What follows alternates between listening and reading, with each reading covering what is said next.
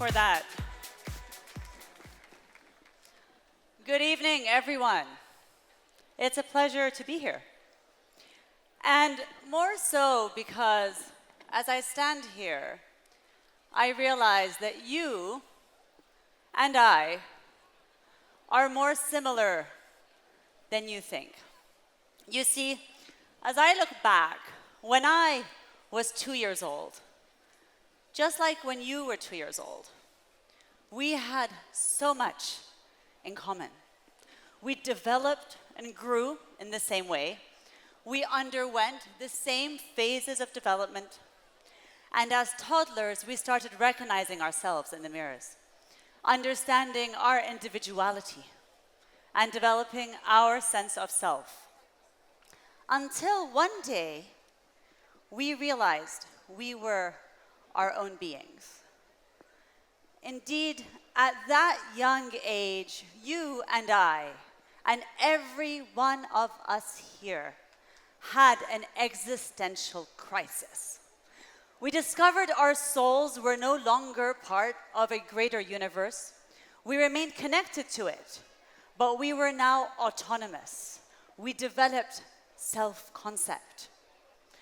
So you and I began to ask questions. In seeking to understand ourselves, our surroundings, and our connection with the greater universe, we found our favorite question. Why? How do I know this? Not only because I have 3 incredible and curious boys who I have been privileged to observe go through this fascinating journey, and to which I have had to answer countless why, but also because the data tells us.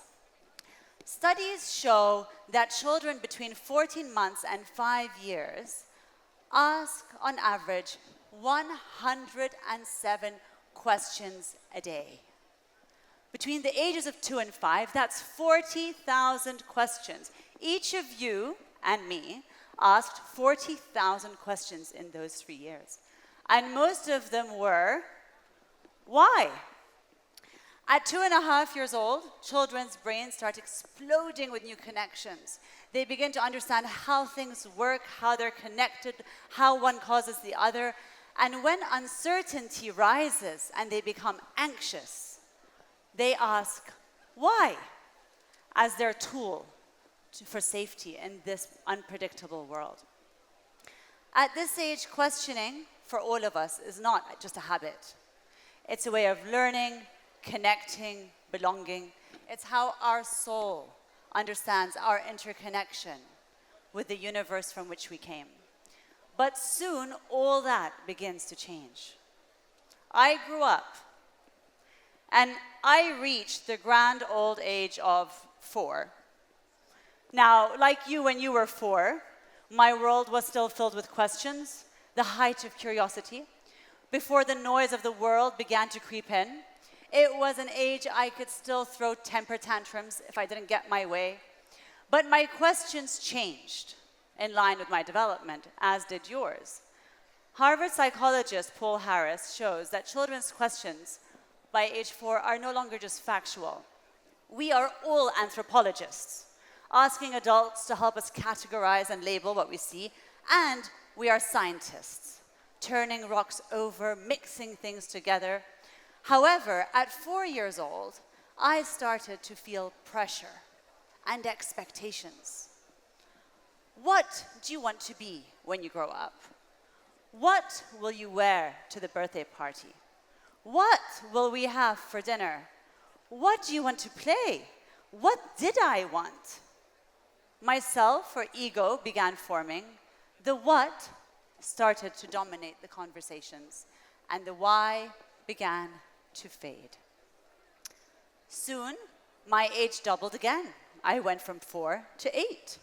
Now, I knew what I wanted to be when I grew up, what to do with my time, and what was expected of me.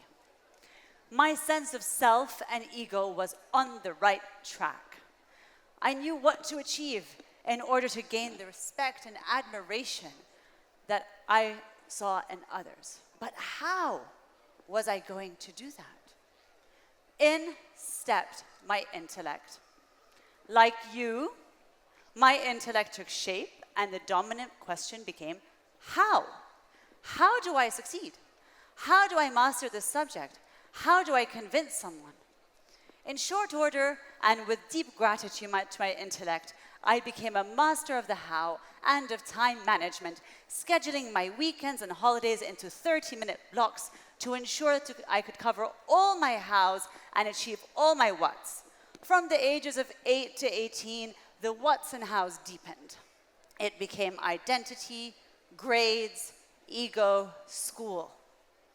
The creator of TED, Richard Wurman, once said, "In school, we are rewarded for having the right answer, not for asking a good question." And that had become my truth. By middle school, the average child, or me, who once asked 107 questions a day, asks almost none. And at the same time, my motivation and engagement plummeted. I had gone from an incredibly curious child, always eager to ask questions and sit in the front of the class, to an overachieving, time-bound, uninspired teenager sitting in the back of the class, wishing to disappear into the walls. I learned to prioritize the right answers in the exams, not the deep questions in class. And ever so slowly, the why faded even further into a lost memory, as if it was never there. Eventually, I became a young adult. By the time I reached my 20s, my intellect, supercharged by the how, was in full control. With it, I pursued further education, a career I thought I desired, more further education, really mastering the whats and the hows necessary to achieve everything I deemed and had been told was important. Until at one point, it seemed that no matter what I did, there was something I would never have. I was always in pursuit of more, and I would never know what enough felt like. In his book, The Laws of Human Nature, Robert Greene warns us about the law of aimlessness. What happens when we live without purpose, drifting, chasing distractions, numbing ourselves with busyness? And busy I was, continuing to live my life in how-focused 30-minute blocks. I remember one particular 30-minute block when I was driving to drop my children at school one morning, worried about traffic and being late to a meeting I was going to afterwards.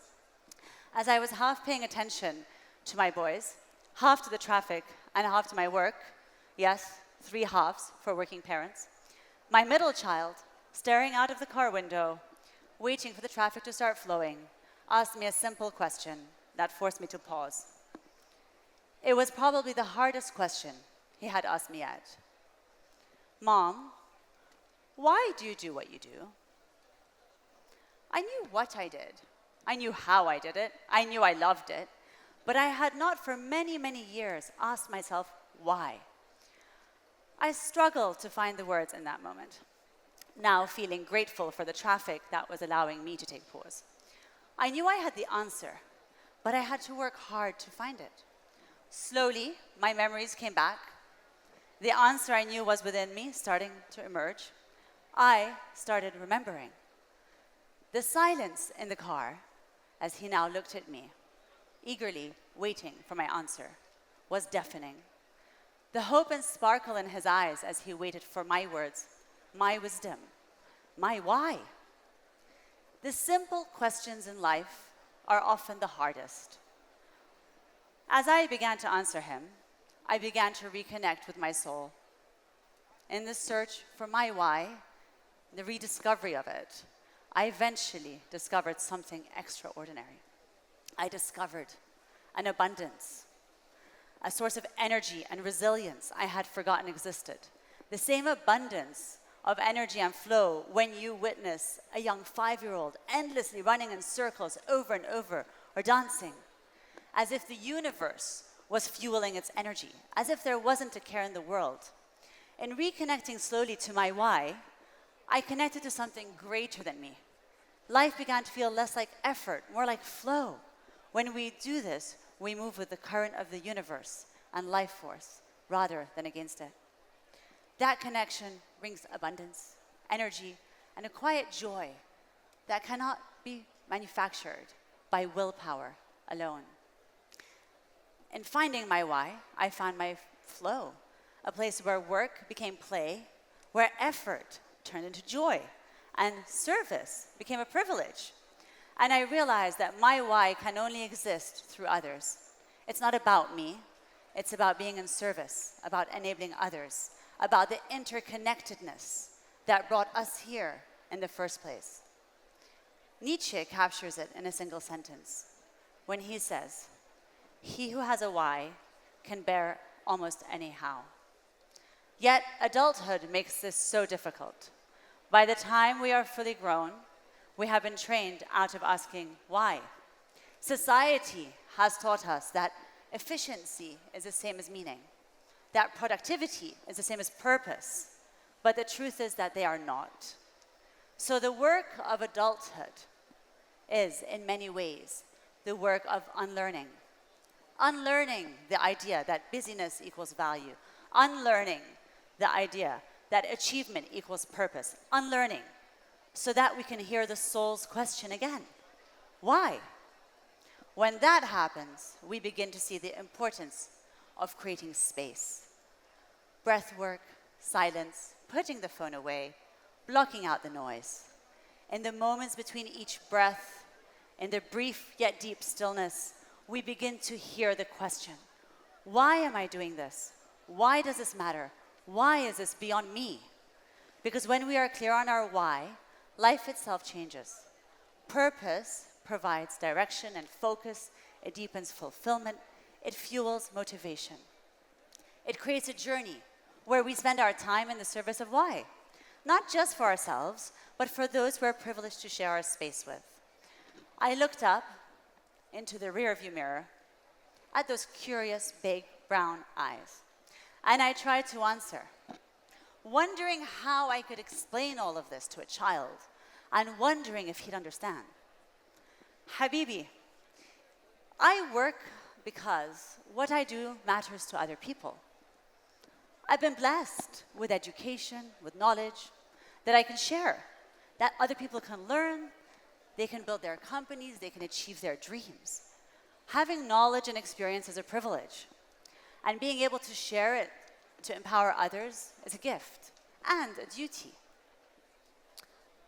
Without missing a beat, he met my gaze in the mirror and responded,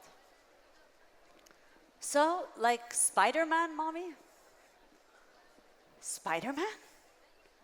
"Yes, Mommy.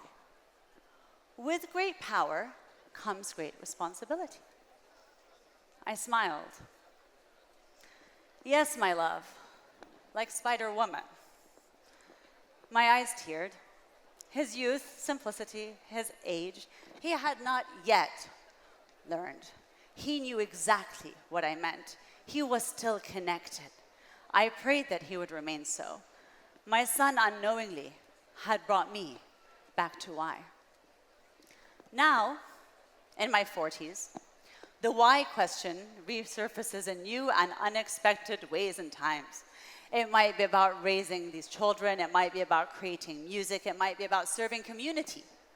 My current why is about working with founders and people who are on missions to improve other people's lives, enabling them to achieve their visions and serve their communities.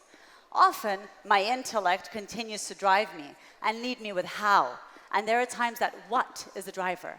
But the days that flow so quickly and the energy that comes with abundance, when I spend my time in alignment with my why. In his book, From Strength to Strength, Arthur Brooks explains how whereas the first half of life is about striving and building, the second half has a deeper purpose, one less in achievement, more in wisdom, service, and connection. To think that our why is only about us or our ego or intellect is to think small. We must dream bigger than that because our why is bigger than us. We came from something larger and we will return to something larger. why we are here should always be about something beyond us, beyond you. But I realize that being attached to my why is dangerous. My why will change. It's not fixed. It will evolve. And as I age, as I hope to continue to grow and learn and discover the continually changing whys that will guide my life, I hope to find one why after another. And if we are fortunate, each one will draw us closer to our soul, service, and the universe which we came from. In asking that question, why, you are not starting something new. You are going back to where you started, back to the very first question you asked, back to the 2-year-old who looked at the world with wonder and simply asked, why? Because if how is the question of the intellect, and what is the question of the ego, then why remains the question of the soul. Thank you.